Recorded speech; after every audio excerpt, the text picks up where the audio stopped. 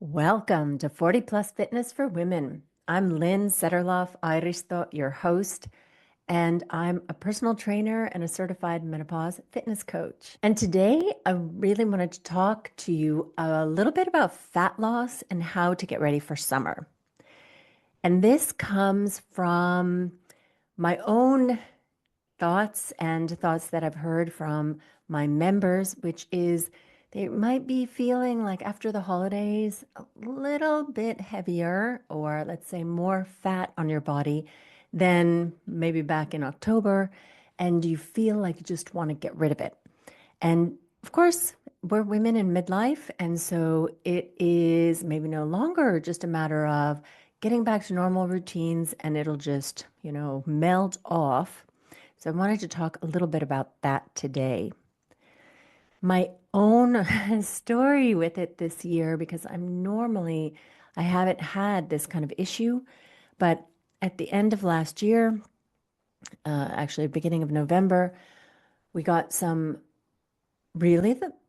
awful news. Unfortunately, I can't share any more details than that because it's not my news to tell. It's my boyfriend's, which really kind of shook our lives. And then, so that was, that started in November. So already at that point, like the stress levels were higher and sleep was a little bit harder to come by. And then December rolled around and I got sick. And after that, my dog almost died. She spent 3 nights in intensive care, and two of those we really did not know whether she would be alive the next morning. She's now luckily fine. Thank God. Yes, 7,000 euros in vet bills. And that's about $7,000 for those of you in the US. The euro and the dollar are quite similar at the moment. So huge, huge bill for this little dog. but but we're thankful that she's okay. But that was right before Christmas. And then I was hosting Christmas. I started preparing for Christmas, like literally buying the food and everything about 2 days before Christmas, where normally I would have bought it 2 weeks before. I would have had my whole plan. I would have had the decorations, everything. So everything got delayed. And when you're feeling that much stress, at least when I'm feeling that much stress, my stress bucket was overflowing. So if anything, any small sound woke me in the middle of the night, I was up for hours.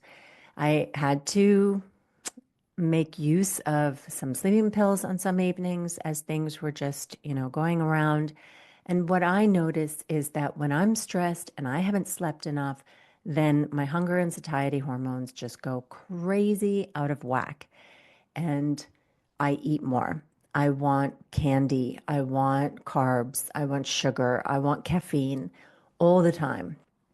And so that means that I'm like constantly eating. And then I get in the habit of constantly having something in my mouth, which that is not good. And then when you're exhausted, the last thing you want to do is exercise.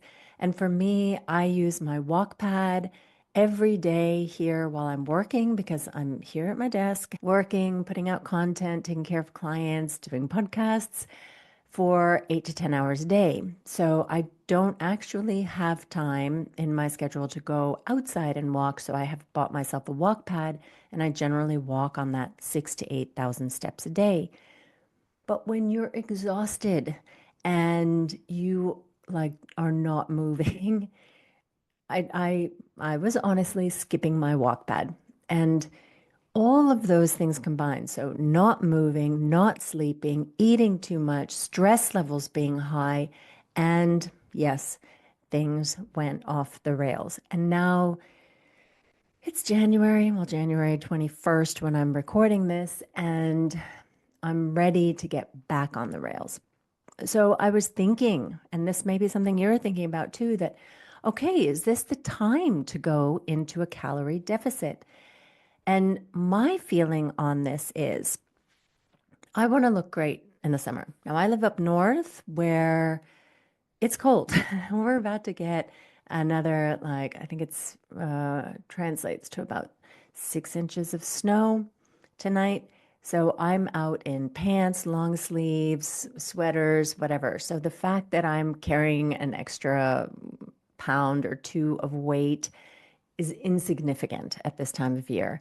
Even if I was carrying 6 pounds of extra weight, it would be insignificant. Like nobody would notice it. So I don't have like a desperate need right now to be in bikini shape or, fit into my summer clothes or feel more comfortable in less clothes.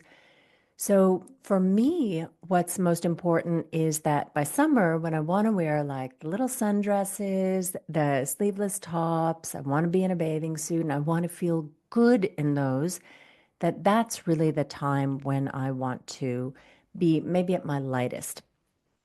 And so that's still some months away. So here, I would say like end of May, beginning of June would be a nice time to feel like I fit into my clothes really nicely again. And I figure that it takes about 8 to 10 weeks to get to the point where I'll be really happy because I'm not going to do this with a huge calorie deficit because a huge calorie deficit is pretty hellish to live through. And then also, more recent studies are showing that when you go into a larger calorie deficit versus like a more mild one, you lose more muscle. So the more radical your deficit, the more muscle you lose when you are dieting. So, okay, so there's all my logic there.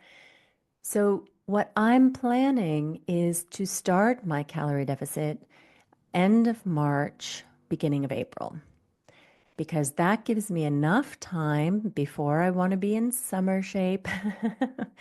I know I'm 53. I do this for my health, yes, but I am still a woman and I still want to look good in my summer clothes.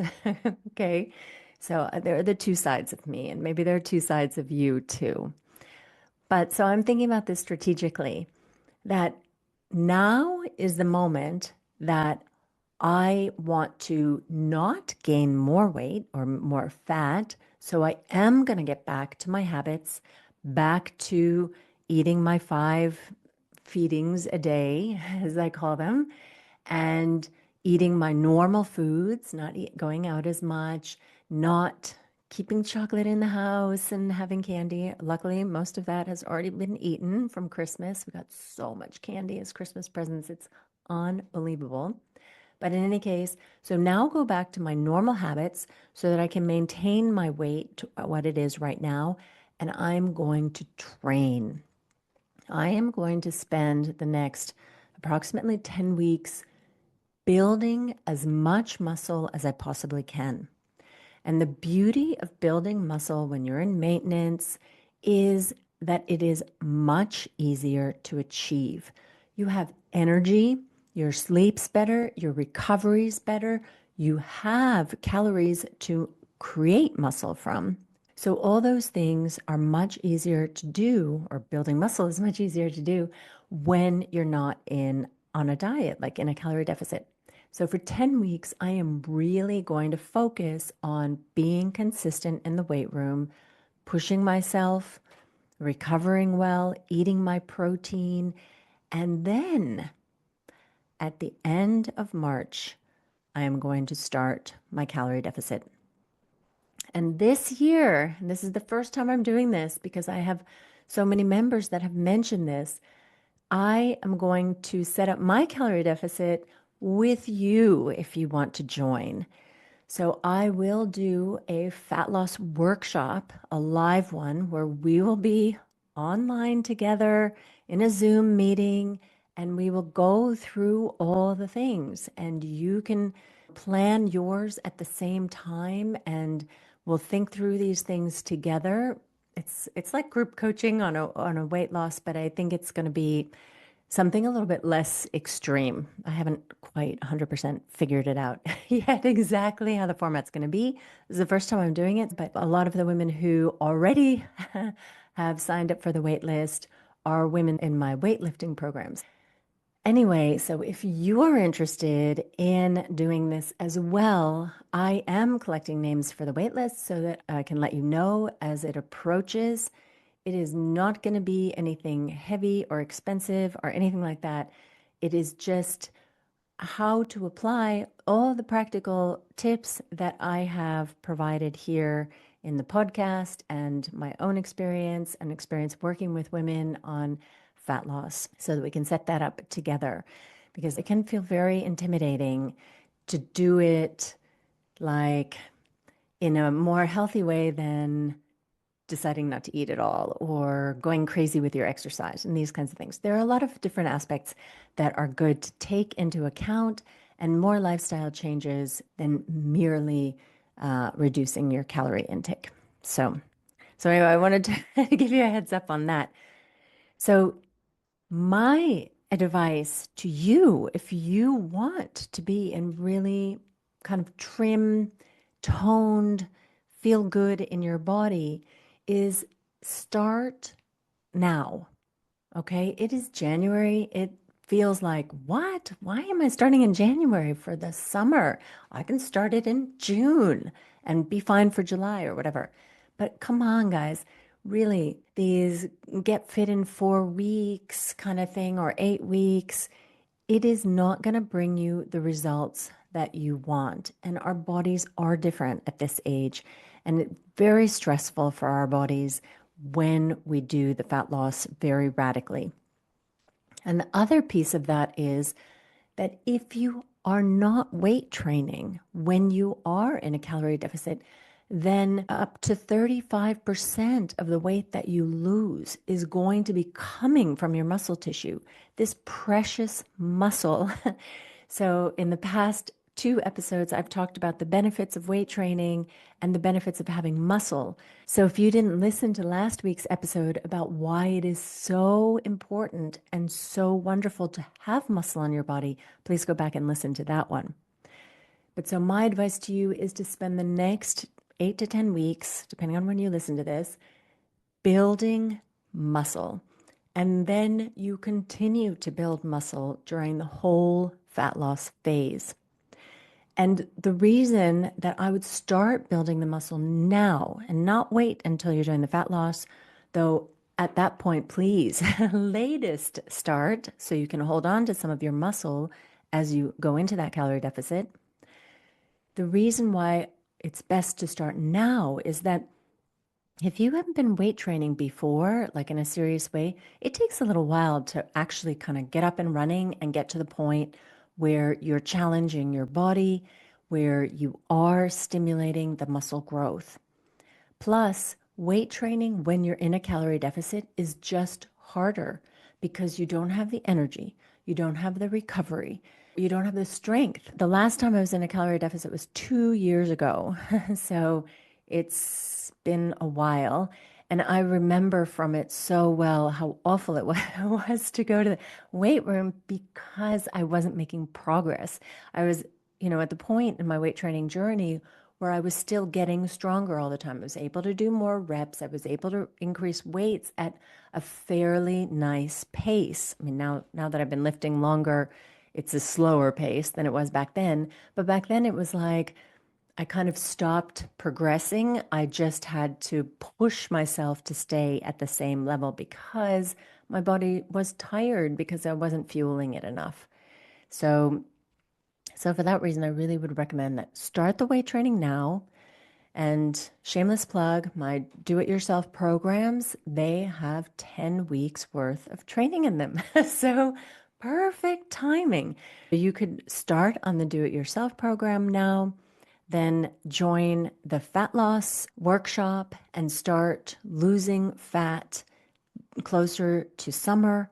And then by summer, you'll be stronger, you'll have less fat on your body, and you will be super happy that you got started in January, even though that might seem like a crazy idea. All right. So those are my thoughts for today because so many women are talking about, oh, I'm feeling a little bit after the holidays. So take advantage of that extra weight that you have on you and start building muscle. It's like extra energy that you've got on your body. If you now stop gaining weight, so stop overeating, overindulging, what we've been doing in the holidays, start eating in maintenance, and then start weight training very consistently to build muscle. And then come March, come to the workshop. Let's set up your fat loss phase. And then You can enjoy your fat loss phase plus the weight training, of course, always the weight training when you're in a calorie deficit because you don't want to lose muscle.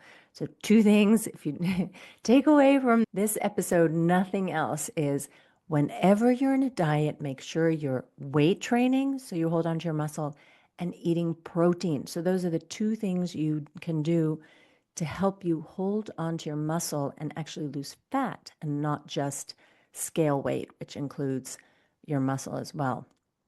And by the way, if you're on Ozempic, because that is so common now, I have people in my membership and clients who are on Ozempic. You should always be weight training and always be paying attention to your protein so that you hold on to your muscle. One of the biggest criticisms of the weight loss drugs is women and men are losing their muscle, and muscle is so important. We are waking up to the fact that muscle is so important, and that's one of the biggest concerns that doctors have. Of course, being overweight is very, very unhealthy, so that needs to be gotten under control.